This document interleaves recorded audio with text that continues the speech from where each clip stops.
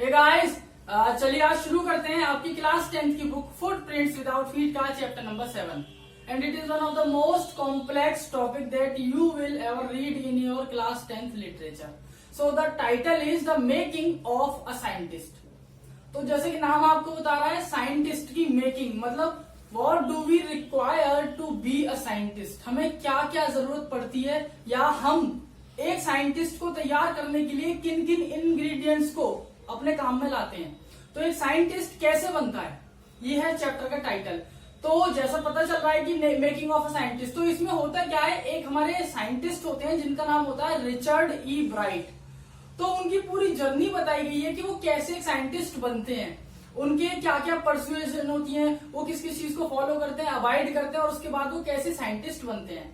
तो समरी पे जाने से पहले कुछ पॉइंट्स हैं जो हम डिस्कस करते हैं, क्योंकि चैप्टर तब तक समझ में नहीं आएगा जब तक ये कुछ बेसिक चीजें हमें पता नहीं होंगी।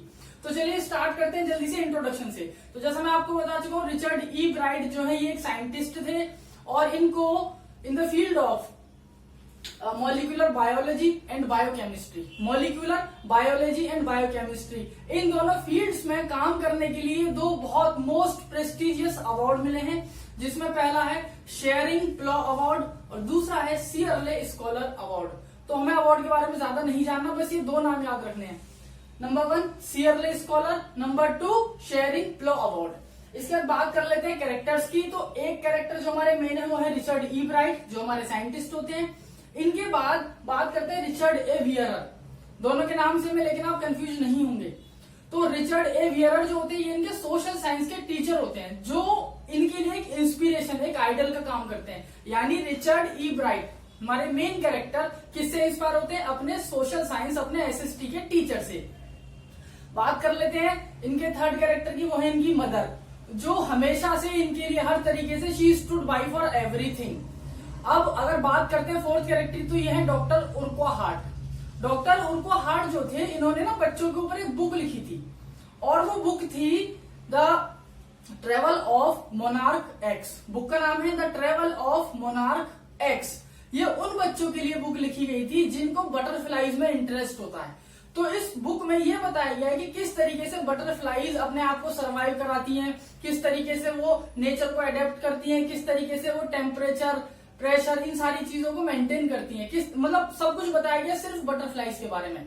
तो इसीलिए है the travel of monarch x.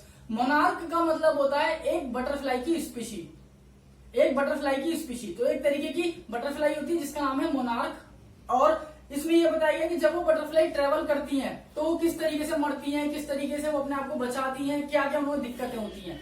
तो ये वो बुक थी जिसने रिचर्ड ई ब्राइट की लाइफ को कंप्लीटली चेंज कर दिया, क्योंकि बहुत सारी चीजें ऐसी थी जो इनको पता ही नहीं थी, लेकिन जब इन्होंने बुक पढ़ी डॉक्टर उर्को हार्ट की, तब इन्हें बहुत सारी चीजें क्लियर हुई और ये अपने एक्सपेरिमेंट्स को कॉन्स्टेंटली आगे फॉलो करते रहे। जो हमारा नेक्स्ट कैरेक्टर है वो है James R Wong. James R Wong वो होते हैं जो रिचर्ड की हेल्प करते हैं उनकी सबसे बड़ी डिस्कवरी में, और वो डिस्कवरी थी सेल थ्योरी। तो जो सेल थ्योरी इन्होंने दी थी उसके बारे में हम आगे पढ़ेंगे क्या होता है उसमें। तो जो इन्होंने सेल थ्योरी दी थी उसमें इनकी हेल्प किसने करी थी, जेम्स आर वोंग ने। चलिए बात करते हैं वो इंपोर्टेंट पॉइंट्स जो हर हाल में you need to know before the chapter. तो पहला पॉइंट आता है आपका ट्रेवल ऑफ मोनार्क एक्स। जैसा मैंने आपको बताया, एक बुक थी जो डॉक्टर उर्को हार्ट ने लिखी थी, जिसमें बटरफ्लाईज के बारे में, उनके माइग्रेशन के बारे में, उनके सर्वाइवल रेट के बारे में सब कुछ बताया गया है। सेकंड है आपका लाइफ साइकिल ऑफ बटरफ्लाई। तो ये आपके लिए बहुत इंपॉर्टेंट है जानना। लाइफ साइकिल ऑफ बटरफ्लाई में ये बताया जाता है किस तरीके से एक एडल्ट बटरफ्लाई बनती है। तो सबसे पहले होता है एग, अंडा। उस एग से क्या निकलता है आपका कैटरपिलर। कैटरपिलर क्या बनता है, प्यूपा, और प्यूपा के बाद क्या बनती है, बटरफ्लाई। यानी एग से बनता है कैटरपिलर, कैटरपिलर से प्यूपा, और प्यूपा से बनती है आपकी एडल्ट बटरफ्लाई। इसके बाद बात करते हैं टैगिंग की।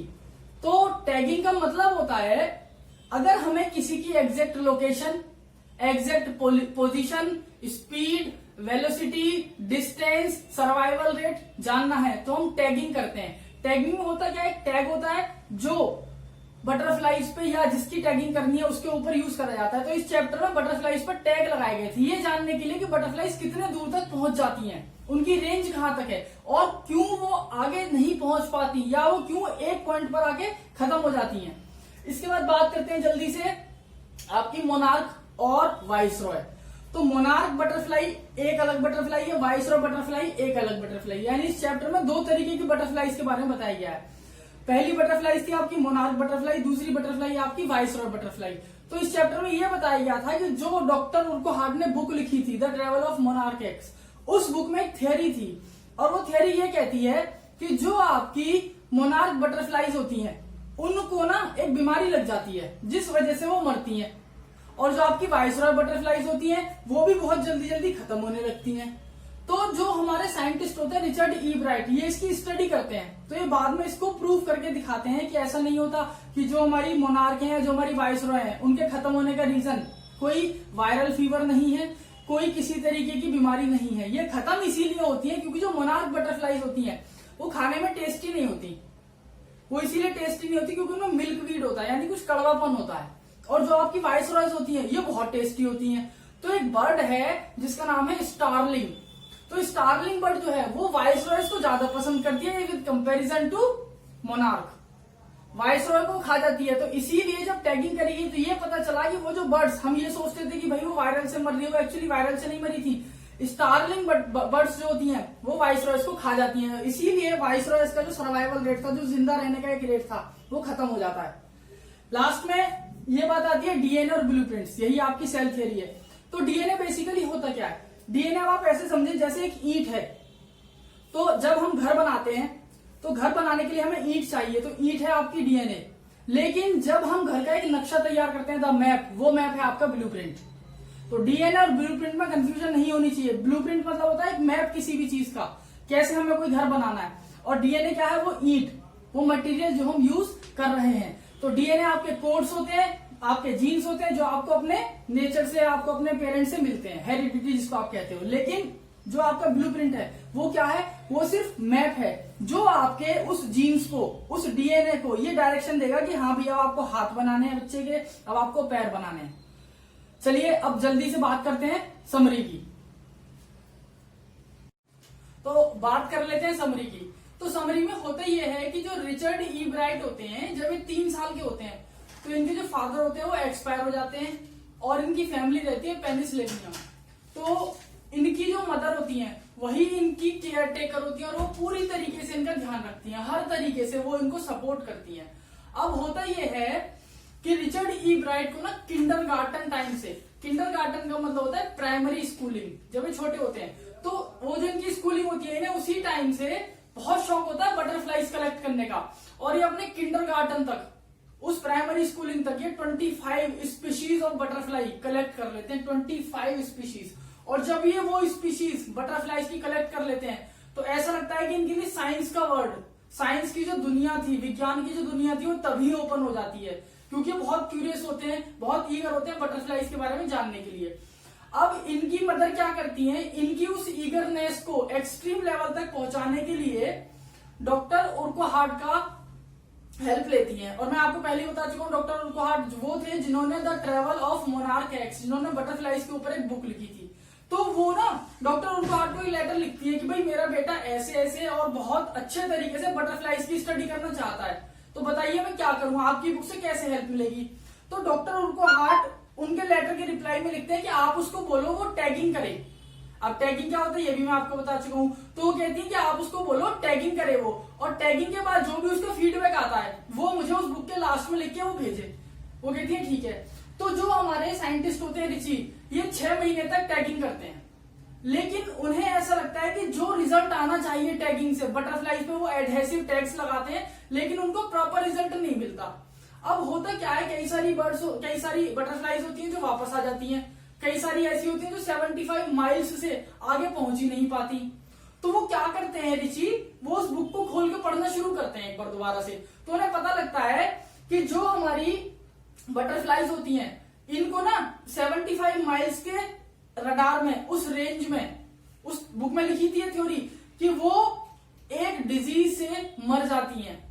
एक इंसेक्ट होता है बीटल, जो हेलीकॉप्टर की तरह दिखता है, हेलीकॉप्टर की तरह दिखने वाला इंसेक्ट। तो उस बुक में ये थ्योरी थी कि वो जो बीटल्स होते हैं वो एक डिजीज क्रिएट करते हैं, एक वायरल प्रोड्यूस करते हैं, और उस वायरल की वजह से जो आपकी बटरफ्लाईज है वो मर जाती हैं। अब होता क्या है, रिची को बहुत क्यूरियसनेस होती है कि यार ऐसा होता कैसे है, ये तो बहुत अजीब सी बात है। तो वो टैगिंग करके देखते हैं। उस टैगिंग के बाद होता क्या है, वर्ड तो इनके लिए साइंस के खुल ही जाता है, तो वो क्या करते हैं, वो पार्टिसिपेट करना शुरू करते हैं बहुत सारे साइंस फेयर में। लेकिन उस पार्टिसिपेशन से पहले इनको तैयारी भी करनी थी, तो बटरफ्लाइज की प्रॉपर स्टडी करते हैं कि उनकी लाइफ साइकिल क्या होती है, कैसे प्यूपा, कैसे कैटरपिलर, यानी एग से कैसे कैटरपिलर बना, उससे कैसे प्यूपा बना, उससे कैसे बटरफ्लाई बनी। और ये सबसे अच्छी चीज क्या करते हैं, जब ये अपने उस एक्सपेरिमेंट को करते हैं, लाइफ साइकिल को, तो ये बहुत सारी बटरफ्लाइज को वहां पर हाइब्रिडाइजेशन करवाते हैं, और उसके बाद जो उनके एग्स होते हैं, ये उन एग्स को रेडी करते हैं एक एडल्ट बटरफ्लाई बनने के लिए। तो जब ये प्रोसेस पूरी करते हैं कि भाई इन्होंने एग्स ले लिए बटरफ्लाइज के, तो ये उन एग्स के साथ में ही बीटल्स को भी रख देते हैं, यानी बीटल्स और बटरफ्लाइज के एग्स दोनों को साथ में एक ही एनवायरमेंट में रखते हैं, ये देखने के लिए कि क्या वाकई में बीटल्स कोई वायरस प्रोड्यूस करते हैं जिससे हमारी बटरफ्लाइज मर जाती हैं। लेकिन कुछ टाइम तक इन्हें वेट करना पड़ता है, तो 6 महीने तो ऐसे ही निकल जाते हैं टैगिंग में, तो इनको उसमें तो मजा आता नहीं है। तो ये अब जब पूरी एक अपने घर में गार्डन बना लेते हैं, बहुत बड़ा एक कमरा बना लेते हैं, उसमें बटरफ्लाइज है बहुत सारी, बिल्कुल एग से caterpillar pupa to adult butterfly, और वहीं पर क्या है, आपके बीटल्स हैं। इसी बीच में ये एक कॉन्टेस्ट में पार्टिसिपेट करते हैं जो कि होता है एक साइंस फेयर। वहां पर इनके लिए साइंस की दुनिया अब कंप्लीटली खुल जाती है।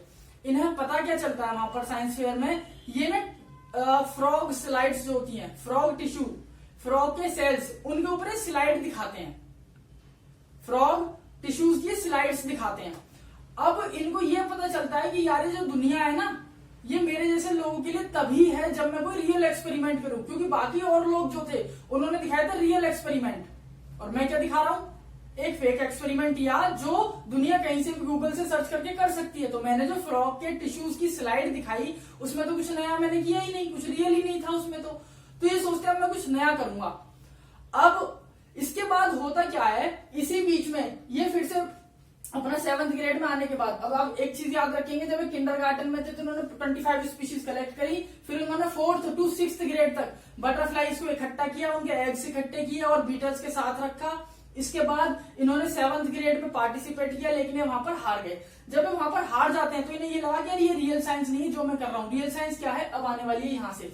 तो अब जैसे ही ये 8th ग्रेड में पहुंचते हैं, तो 8th ग्रेड में पहुंचने के बाद होता क्या है, ये प्रूव कर देते हैं कि जो बीटल्स होते हैं, they are not the cause for the death of the butterflies. ये प्रूव कर देते हैं कि बीटल्स की वजह से जो बटरफ्लाइज है वो नहीं मरती, क्योंकि 2 साल 2 इयर्स ये इसी एक्सपेरिमेंट को कर रहे होते हैं। इसके बाद जब ये प्रूव कर देते हैं तो यहां पर इनको साइंस फेयर की तरफ से मिलता है 1st अवार्ड, और जूलॉजी की तरफ से मिलता है इनको 3rd अवार्ड। इसके बाद अब ये कुछ नया करने की कोशिश करते हैं। अब उस नए में ये हमें पता क्या बताते हैं, 9th ग्रेड में जब ये होते हैं, 8th में इन्होंने साइंस फेयर जीता, 9th में वो हमें ये बताते हैं कि भाई जो मैंने लास्ट टाइम थ्योरी दी थी कि जो बीटल्स हैं वो कोई वायरस प्रोड्यूस नहीं करते, ना ही उस वायरस से कोई बटरफ्लाइज मरती है, लेकिन उन बटरफ्लाइज के मरने का रीजन क्या है, अब ये उस रीजन को प्रूव करते हैं। ये बताते हैं बर्ड होती है स्टारलिंग, वो बर्ड क्या काम करती है, वो वाइसरॉय नाम की बटरफ्लाई को खाती है, वाइसरॉय बटरफ्लाई, क्योंकि वाइसरॉय टेस्टी होती है मोनार्क बटरफ्लाइज के कंपैरिजन में। तो ये बताते हैं कि अब होता क्या है कि जो हमारी वाइसरॉय बटरफ्लाई है वो बहुत टेस्टी होती है, तो स्टारलिंग बर्ड इनको खा जाती है। लेकिन वाइसरॉय जो होती है, इनकी क्वालिटी होती है, ये अपने अपीयरेंस को बदल लेती हैं, ये कॉपी करती है मोनार्क की, ये मोनार्क की कॉपी करती हैं। और मोनार्क की कॉपी करने का मतलब क्या है कि ये बिल्कुल मोनार्क जैसी दिखने लगती हैं। लेकिन स्टारलिंग बर्ड्स को क्या चाहिए, खाना। तो जब स्टारलिंग बर्ड्स को खाना नहीं मिलता तो at any how they start eating monarch butterflies, तो मोनार्क को भी खाना शुरू कर देती हैं।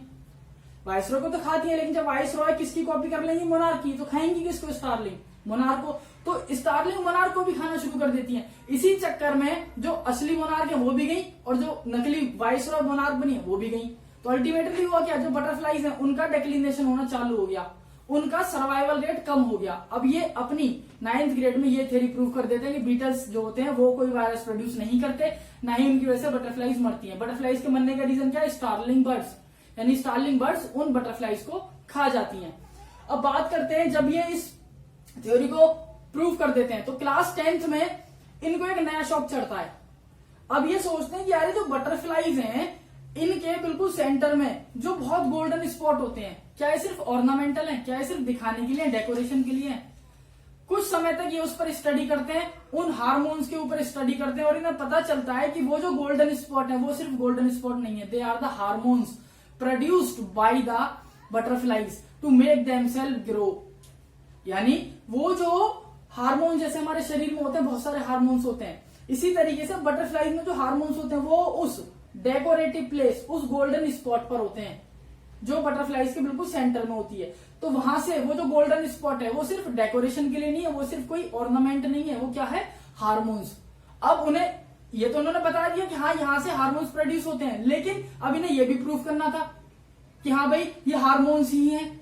तो इसकी स्टडी के लिए ये जाते हैं यूएस की एक लेबोरेटरी में जो होती है आपकी वॉल्टर रीड आर्मी इंस्टीट्यूट। उस वॉल्टर रीड आर्मी इंस्टीट्यूट में इनको बहुत सम्मान मिलता है, बहुत इज्जत मिलती है, क्योंकि इन्होंने बहुत अच्छे अच्छे एक्सपेरिमेंट्स प्रूव करके दिए थे। अब जब ये वहां पर पहुंच जाते हैं तो ये स्टडी करते हैं। वहां पर स्टडी के लिए बहुत सारी चीजें जो भी इन्हें चाहिए होती हैं वो सब इन्हें प्रोवाइड करा दी जाती हैं। अब ये जब उस स्टडी को करते हैं तो एट लास्ट ये हमें प्रूव करके दे देते हैं कि भाई जो हमारी जो बर्ड्स हैं वो गोल्डन स्पॉट से क्या प्रोड्यूस करती हैं, हार्मोन्स प्रोड्यूस करती हैं। और जब ये इस एक्सपेरिमेंट को प्रूव कर देते हैं तो इनको मिलता है साइंस फेयर की तरफ से 3rd अवार्ड, लेकिन इस बार जूलॉजी की तरफ से मिलता है 1st अवार्ड। अब आखिर में होता क्या है, एक दिन ये बैठे होते हैं। अब ये बटरफ्लाईज की हार्मोन्स की स्टडी तो कर चुके हैं, लेकिन अब ये कोशिश करते हैं क्यों ना यार मैं ह्यूमंस के हार्मोन्स की स्टडी करूं, उसके डीएनए की स्टडी करूं। तो इनको कुछ मिलता नहीं है करने के लिए। ये दुनिया भर के प्लास्टिक के मॉडल बनाते हैं, पेपर के मॉडल बनाते हैं, बहुत सारी चीजें करते हैं। एक दिन होता क्या है, कि एक्सरे देख रहे होते हैं। तो जब उस एक्सरे को देखते हैं तो इनको ये लगता है यार कि जैसे हमारी बॉडी है, जैसे हमारी चेस्ट है, तो चेस्ट की बिल्कुल फोटोकॉपी वहां पर आ जाती है एक्सरे में। तो इनके दिमाग में क्या आता है कि जो हमारे पेरेंट्स के अंदर डीएनए होता है वही तो हमारे अंदर आया है, वही तो हमारे अंदर आया है। लेकिन वो डीएनए जो है वही क्या है, हमारा ब्लूप्रिंट। ब्लूप्रिंट और डीएनए में आपको बता चुका हूं, ब्लूप्रिंट का मतलब होता है एक मैप, एक नक्शा, और डीएनए क्या है, उस नक्शे में लगने वाला मटेरियल। तो वो ये चीज प्रूव करते हैं अब कि जो डीएनए है वही ब्लूप्रिंट है लाइफ का। यानी अगर हमें हमारी जिंदगी को चलाना है, आगे बढ़ाना है, तो उसके लिए हमें डीएनए की ही जरूरत पड़ेगी। और जब ये इस चीज को प्रूव करते हैं, that was the scientific revolution in his life. वो एक साइंटिफिक रेवोल्यूशन था इनकी लाइफ में, एक बहुत बड़ा बदलाव था। इन्होंने साथ ही साथ बायोलॉजी की जो सबसे बड़ी थियरी थी, जो सबसे बड़ा एक क्वेश्चन था कि सेल्स जो होते हैं वो किस तरीके से काम करते हैं, सेल्स जो होते हैं वो कैसे अपने आप को रेप्लिकेट करते हैं, सेल्स जो होते हैं उनका ब्लूप्रिंट से क्या लेना देना है। उन्होंने इस थ्योरी को भी प्रूव कर दिया कि जो सेल्स होते हैं वो डीएनए के अंदर होते हैं, और जो सेल्स होते हैं वही डीएनए को चलाते हैं, और जो सेल्स होते हैं वही हमारे हार्मोन्स को काम करने में मदद करते हैं, वही टूटते हैं, वही बनते हैं। और यही इनका टूटना बनना किस पर डिपेंड करता है, ब्लूप्रिंट पे। तो इन्होंने डीएनए और ब्लूप्रिंट को एक ही चीज बताया, बस थोड़े से माइनर डिफरेंस के साथ, और इन्होंने प्रूफ भी दिया। और जैसे ही इन्होंने प्रूफ दिया तो ये प्रूफ देना ऐसा था जैसे कोई बंदा पहली बार बेसबॉल खेलता है, पहली बार बैट पकड़ता है और पहली ही बार में होम रन बना देता है। Home run, that is impossible, जो असंभव चीज है कि आपने पहली बार में बैट पकड़ा और पहली बार में ही आपने होम रन बना दिया। तो ये इनके लिए बिल्कुल ऐसा था, क्या, इस थ्योरी को प्रूव करना। और दुनिया के लिए ये किसी चमत्कार से कम नहीं था, क्योंकि आज तक कोई भी इस थ्योरी को सॉल्व नहीं कर पाया, इस क्वेश्चन को सॉल्व नहीं कर पाया था कि डीएनए जो होते हैं वो ब्लूप्रिंट की तरह कैसे होते हैं, या जो सेल्स होते हैं वो कैसे काम करते हैं, कैसे टूटते हैं, कैसे बनते हैं। तो जब इन्होंने ये थ्योरी प्रूव कर दी तो उसके बाद इनकी ये थ्योरी अखबार में छपी, न्यूज़पेपर में छपी, और जिस न्यूज़पेपर में छपी उस न्यूज़पेपर में एक चीज और बताई गई कि he is the first student whose article और whose theory is ever published. ये पहला स्टूडेंट है जिसकी थ्योरी आज तक नहीं, यानी आज पहली बार किसी अगर स्टूडेंट की थ्योरी छपी है तो हमारे रिचर्ड ई ब्राइट है, वरना इससे पहले हमेशा उनकी थ्योरी छपी थी जो बहुत अच्छे अच्छे एक्सपेरिमेंट्स कर चुके थे, जो बहुत बड़े बड़े साइंटिस्ट थे। और दोस्तों लास्ट में उनके एक टीचर होते हैं जो मैंने अभी आपको बताया था, एसएसटी के टीचर रिचर्ड ई वेहरर। तो उनसे पूछा गया था कि आपको क्या लगता है कि रिचर्ड कैसा स्टूडेंट है, तो उन्होंने बताया कि रिचर्ड ये काम करने से अलग, एक्सपेरिमेंटेशन से अलग, अपनी वोकैब पे ध्यान देता है, अपनी डिक्टेशन पे ध्यान देता है, और 3 से 4 घंटे डिबेट की एक्सरसाइज करता है। डिबेट जीडी की एक्सरसाइज, ग्रुप डिस्कशन की एक्सरसाइज। इसीलिए रिचर्ड ई ब्राइट एक बहुत अच्छा डिबेटर है और बचपन से ही उसको चीजों को सीखने का शौक है, तो वो एक बहुत अच्छा लर्नर है। उसमें ईगरनेस है चीजों को सीखने की, वो बहुत हार्ड वर्किंग है, बहुत लेबरर है। और सबसे काम की चीज इन सबको अगर हम मिला देते हैं, hard work, labour, determinant, resolution, इसके अलावा आपका ब्रेन चाइल्ड, ईगरनेस, हंगरनेस, तो अगर हम इन सारी चीजों को मिला देते हैं, इन सारे इंग्रेडिएंट्स को अगर हम इकट्ठा कर देते हैं, तो क्या होता है?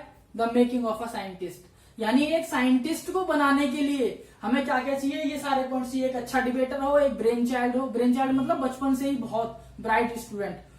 तीसरा, उसकी ग्रेबिंग कैपेसिटी बहुत अच्छी हो, वो एक बहुत अच्छा स्पीकर हो, बहुत अच्छा लर्नर हो, active learner, active speaker, active person. तो चैप्टर हो जाता है दोस्तों आपका खत्म।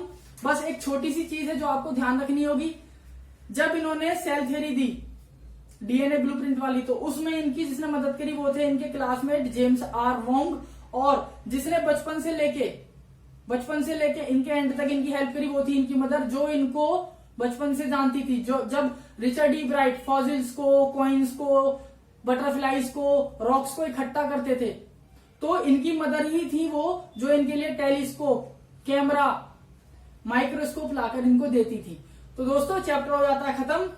अब मिलते हैं किसी नए चैप्टर के साथ बहुत जल्द। Till then, thank you everyone and you can have the screenshot.